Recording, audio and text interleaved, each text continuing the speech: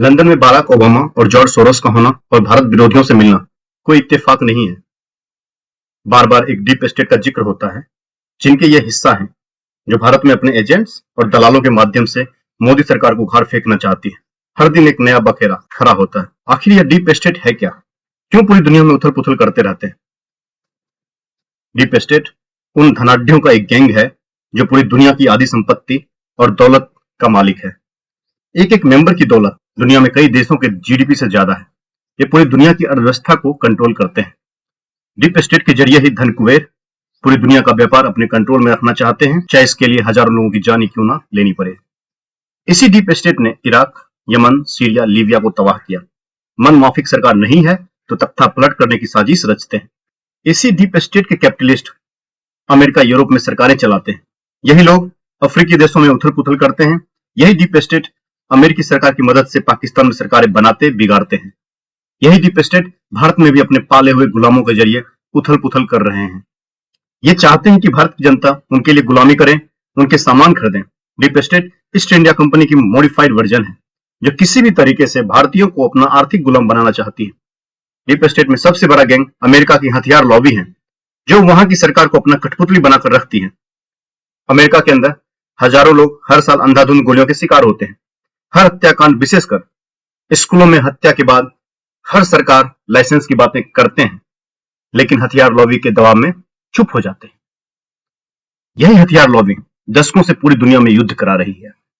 Vietnam में खत्म हुआ तो अफ्रीका में शुरू, इराक में खत्म हुआ तो सीरिया, यमन में शुरू, लीबिया के तानाशाह गद्दाफी को खत्म कर दिया। अफगानिस्तान में खत्म हुआ तो यूक्रेन में शुरू।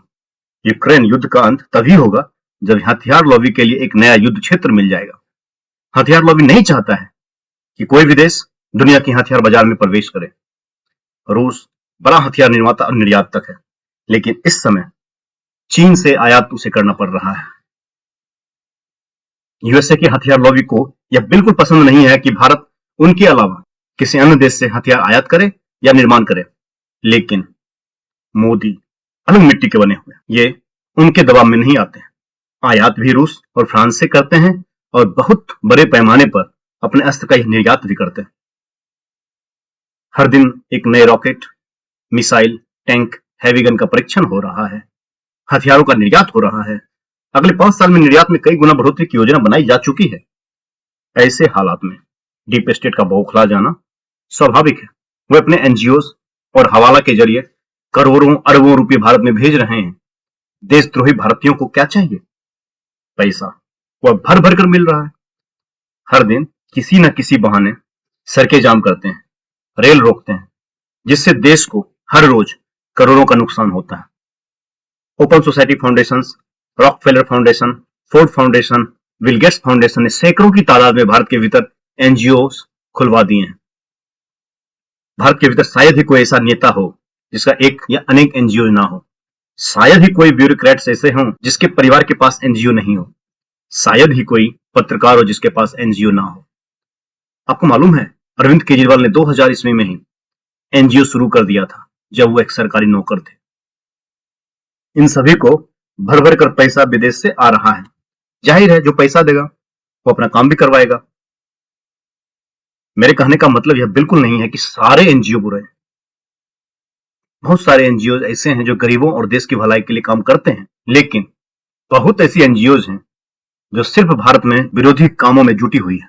विकास को अवरुद्ध करने के कई एजेंडा चला रहे हैं। भारत यदि डेवलपमेंट करता है तो डीप स्टेट के व्यापार का नुकसान होता है। इन्हीं एनजीओ के जरिए डीप स्टेट ने भारत में सिंचाई के लिए डैम बनाने में रोड़ा अटका है। मेघा पाटेकर का नाम आपको याद होगा।